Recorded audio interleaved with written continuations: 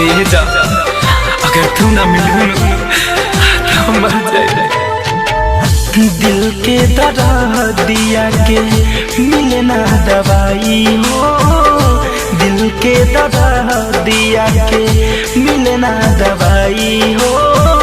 बनवले शराब जवान, बनवले शराब जवान कहवा भेटाई हो।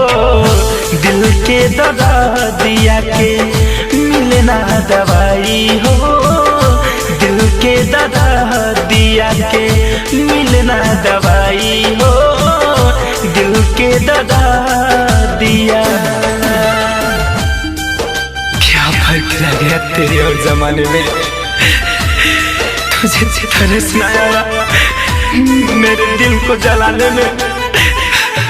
आज टूट कर बिखर गया हूँ मैं कुछ इस तरह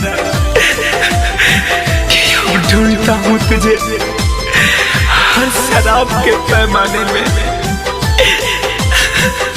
ओहो मोहब्बत में खैले होई धोखा, एही से चीज एगो बनवले अनोखा। ओहो मोहब्बत में खैले होई धोखा, एही से चीज एगो बनवले अनोखा। लागल बयाग दिल में कैसे बुझाई हो, लागल बयाग दिल में कैसे बुझाई हो। बनवले शराब जवान, बनवले शराब जवान कहवा भेटाई हो। दिल के दर्द दिया के मिले ना दवाई हो, दिल के दर्द दिया के मिले ना दवाई हो, दिल के दर्द दिया। डर छुपाने की अब जरूरत नहीं है मुझे, बहुत मशहूर हो गया हूँ मैं झूठा मुस्कुराने में। हर रास्ते का मुसाफिर बन के रह गया हूँ मैं, तुझे ढूंढते ढूंढते भटक जाता हूँ मैं खाने में, मैं कैसे के जी कवनो लेके जखम हो।